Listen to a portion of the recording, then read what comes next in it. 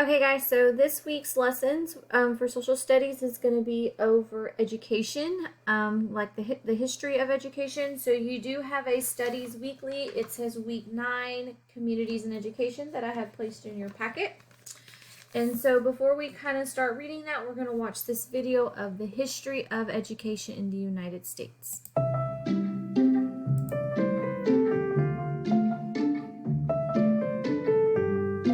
In Europe in the 1600s, the education system was well established, but the New England colonies in America had some catching up to do.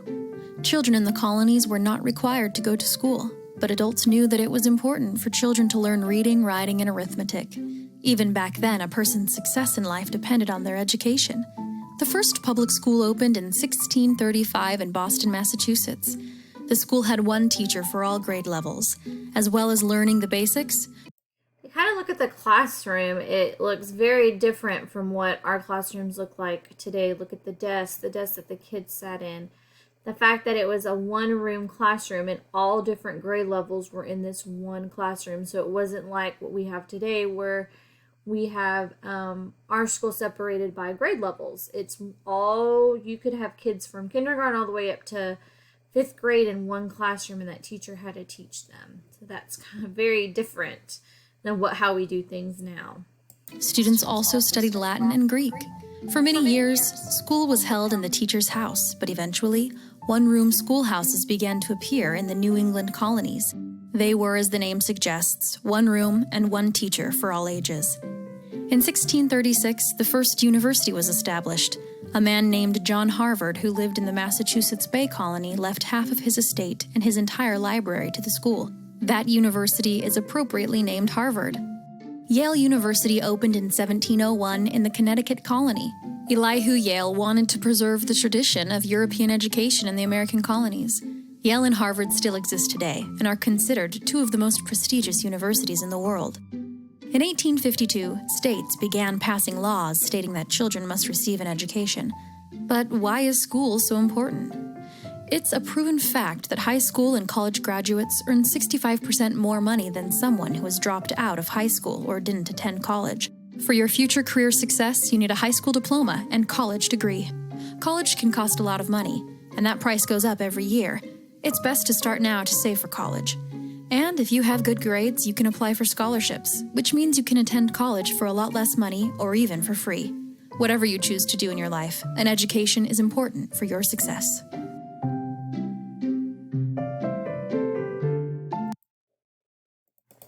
Okay, so now what we're going to do is we're going to start reading our studies weekly. I'm going to use the website to read off on this, or for us to listen to the reading. It is, if you have the studies weekly, we're just going to be reading the front page where it says education, then, and now. So follow along because you will have some questions to answer at the end, okay?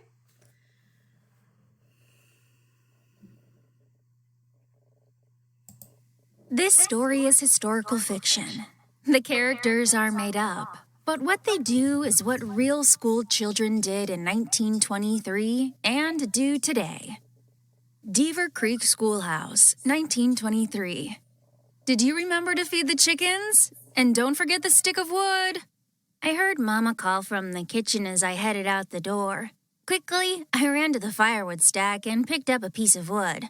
My teacher, Miss Bebb, expected students to bring a stick of wood each morning. Without wood to burn in the big stove, the classroom would sure be cold.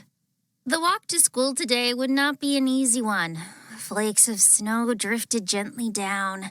It was pretty enough now, but it would be cold and slushy this afternoon. I put my hands in my pockets. The sweet potato Mama baked for my lunch was still warm. I couldn't wait to get to school today. Every Friday after recess, all 30 of us kids would have a spelling bee. I really wanted to win, but I knew I might not be a match for Agnes. She was one of the older girls. She often helped the first and second graders with reading lessons in their primers. Miss Bebb even said Agnes would take the teacher's test next month. Then she could be a teacher too. As I entered the one-room building, I noticed my desk partner, Sarah, was already at work. Sarah was a first grader. She was practicing her letters and numbers on a little chalk tablet in her lab. Since I was already a third grader, I had to help if she needed it. Today she was doing fine, so I started answering the history questions Miss Bebb put on the board. I wrote answers on my tablet for Albert Jenkins, a sixth grader, to check. Then it was time to stand in front of the class and recite my multiplication facts. I had been studying hard since last week when Miss Bebb frowned at me for stumbling over my 4 facts. Today I got them all right. Miss Bebb said as a reward, I could take the erasers outside and beat the chalk dust out of them. Today was a great day at school. So if you kind of notice, back then, this was in 1923, it was a one-room schoolhouse. And if you notice, there was 30 kids, and they were all on different grades. And so it talked about how the first grader, the older kids would help the younger kids with their schoolwork. So they had first and second graders. She was actually a third grader that would help a first grader if she needed help. And then in return, when she finished her work, a sixth grader would come in, check her work to see if she did it correct. So they were 30 kids, different grade levels, and they were all helping each other because there was only one teacher that had to teach multiple grade levels. So now we're going to read about Denver Creek Elementary in the present day. Deaver Creek Elementary School. Today. Hurry up, or you'll miss the bus. Mom called as she packed her briefcase. Don't forget to take your flash drive. Mr. Ramsey is going to have each student save a history research project on it, she added. I grabbed my backpack and my lunch card and hurried out the door. The bus ride to school seemed fast. Maybe it was because I was excited. Today was the day of the science fair. I was sure my project would win. I had spent hours on the internet in the media center researching how plants grow. Then I grew my own plants in the science lab. Mrs. Dalton, the science specialist, said my idea was very original. She even asked what computer program I used to make the graph on my project board. In the classroom, I joined the rest of my group, and we practiced our multiplication facts using flashcards and a very cool website. Then we read our social studies magazine and finished a project about endangered animals in Texas. Mr. Ramsey worked with our group to make a cause and effect chart. During PE, Coach Carrasco said we were going to start a new fitness unit. Each student would get a special dance pad. Then a computer would show dance moves on the big screen monitor. We could all dance along. It was a fun way to exercise. After that, our class went to the computer lab. We used the internet to talk to a family sailing around the world. The webcast was very interesting. We each got to use the computer microphone to ask a question about the family's travels. I couldn't believe I was talking to someone so far away. Finally, it was time to go to the science fair. Even if I didn't win the top prize, this was still a great day at school. So as you can see, the time period of the schools are so very different.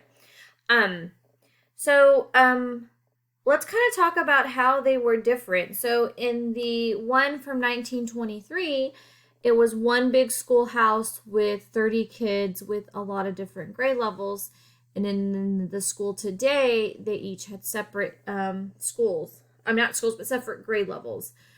She talked about in the 1923 how she had a tablet, a little chalk tablet that they would write on, where here they talked about having computers to do their work, flash drives. And so they had a lot more technology. They didn't have any technology back in 1923, but a lot of technology in our today's world.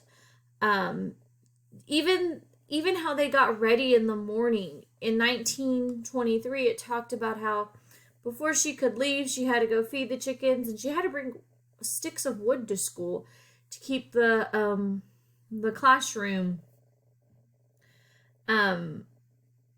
to keep the classroom warm, and she'd walk to school. We're here in the today, it was talking about how, she had to go grab her flash drive and she had to go make sure she caught the bus and didn't miss it. So just very different things from when school was back in 1923 to today. So using your article, you will have 3 questions to answer. You can use your article to help find the answers.